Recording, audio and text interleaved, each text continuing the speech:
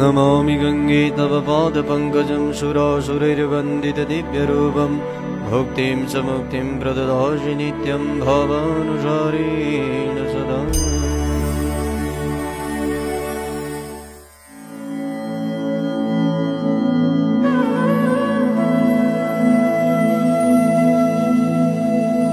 हिउँदका आखिरी दिनहरू सकिने लाग्दा म गंगा माताको तटमा जिन्दगीका जटिलतम तनावहरू थाती राखेर सोच्दैछु सनातन धर्मका बारेमा।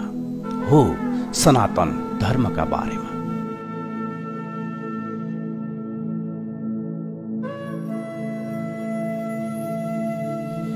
अन्तर्मनबाट घरिघरि आउने एक आवाजले घचघचाइ राखेको छ मलाई। मनमा आगो दन्की राखेको छ, सोधिराखेको छ मलाई, कहाँ हरायो धर्म, कहाँ हराउँदैछ मानवता। धर्म बिर्सेर, कर्म बिर्सेर कुन यात्रामा निस्किएका छन् मानिसहरू।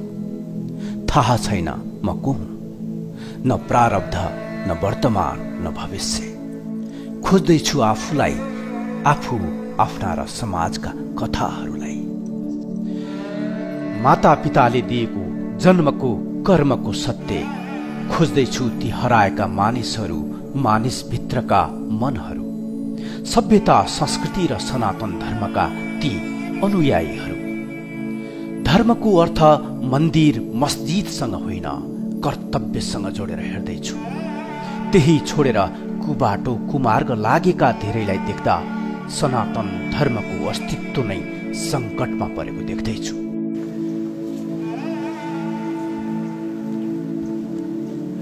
धर्म हरायो, मानवता हरायो। आज मानवहरूले धर्म बेच्न थाले। पैसाको लोलुपमा लागेर मानवहरू धर्म परिवर्तन गर्न थाले। मानवले वास्तवमा बुझ्न छोडे कि हाम्रो धर्म के हो, हामीले गर्ने कार्य के हो। केवल हाई पैसा, हाई पैसा, हाई पैसा। तस्मात मनबीचका गहिरा घाउहरू बल्झिएर आउँदैछन्। धर्म बचाऊ भन्ने मेरा थकित सपनाहरू मूर्छाबाट बिउझेर आउँछन् अनि भन्दैछन् मलाई, जाऊ तपस्थलीतिर, धर्म चेतनाको सानो दियो जलाएर आऊ। न मनमा ग्लानी, न पश्चाताप, न अन्त्य, न आरम्भ, न धर्म, न पुराण। भन्दैछ मेरो मनले मात्रै मानव धर्मको कुरा गरेर आऊ।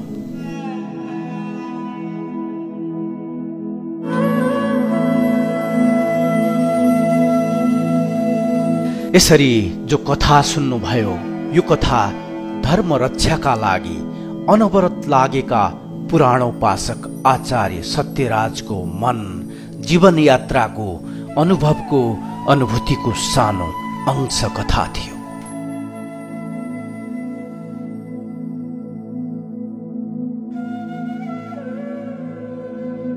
टुटेको छ समाज धर्मको नाममा, फुटेको छ समाज धर्मान्तरका नाममा। धर्म अधर्मको यो लडाईँका बीच धर्मको अस्तित्व खोज्दै धर्म रक्षार्थ निस्किएका छन् आचार्य सत्यराज। थुप्रै यज्ञ महायज्ञमा बाल व्यासका रूपमा, एक प्रखर पुराण वाचकका रूपमा। भगवानको भजन गर्यौं भने मात्र सुखी हुन सक्छौं, अन्यथा यो संसार दुःखालय हो, दुखी नै हुनेछ। सुखी हुनु छ भने भगवानलाई प्रणाम गर्नुहोस्, सारा दुख नष्ट हुनेछन्। यही सच्चिदानन्दको अर्थ हो। यही दिव्य मुहारको जीवन कथाको दोस्रो अध्याय प्रारम्भ गरौं।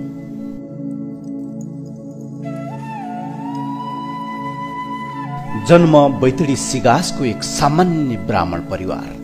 माता भगवती र पिता दीर्घराजका प्रसाद।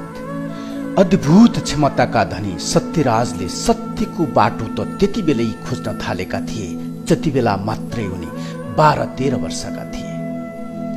बाल्यकालको अवस्था अकस्मात एक दिन घरबाट निस्किन्छन् उनी। परिवारको माया मोह त्यागेर लागे हरिको द्वार हरिद्वारतिर। मनमा शास्त्रज्ञ बन्ने ठूलो सपना छ। धर्मशास्त्रको गहिरो अध्ययन गर्ने उत्कट चाहना छ। त्यही चाहनामा च्यापिँदै धकेलिँदै हरिद्वार पुगेका तिनै बालकको अर्को सङ्घर्ष कथा सुरु हुन्छ। यसरी महाराज, जो तपाईलाई हामीले कुरा गर्यौं, एउटा 13 वर्षको कलिलो बालक शास्त्रको नयाँ ज्ञानको खोजीमा शास्त्रज्ञ बन्छु भन्ने एउटा सपना बोकेर बैतडीबाट हरिद्वारतर्फको यात्रामा निस्किन्। त्यसपछि के भयो महाराज, विस्तार गर्नुहोस्।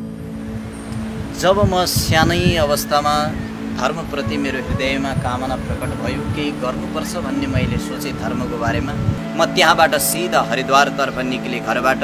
हरिद्वारका नाना कष्टहरू सहँदा सहँदै पनि मैले जब कुनै पनि जुन लक्ष्य लिएर घरबाट निस्केको थिएँ त्यो लक्ष्य हासिल गरिनँ। तब म त्यहाँबाट श्रीधाम वृन्दावन जानको लागि बाध्य भएँ। गुरुदेवहरूको कृपा भयो।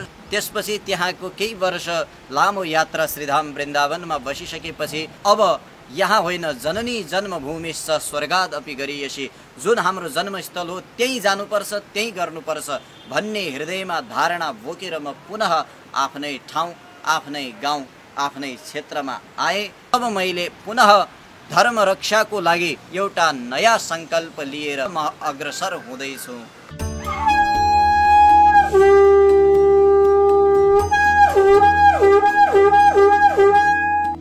कठिनतम दिनका बीच श्रीधाम वृन्दावनमा गुरुकुलीय अध्ययनका साथ 90 व्याकरणमा शास्त्री आचार्यको उपाधि हासिल गर्छन्।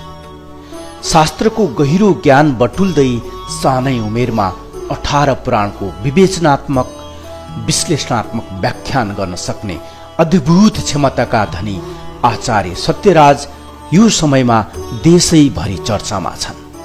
तुम धर्म की बात कर रहे हो प्यारे, तुम धर्म हो, मैं जान गया। जहाँ हुन्छ महायज्ञ, जहाँ हुन्छ यज्ञ वा धर्म सभा, उनको खोजी अवश्य हुन्छ।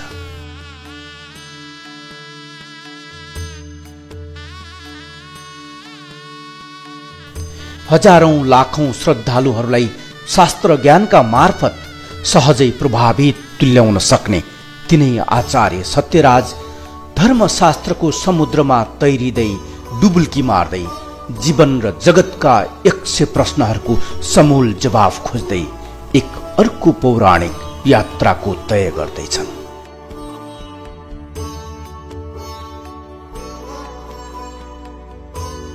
सत्य खोज्दै लाग्दैछन् सुदूर पहाडका सिद्ध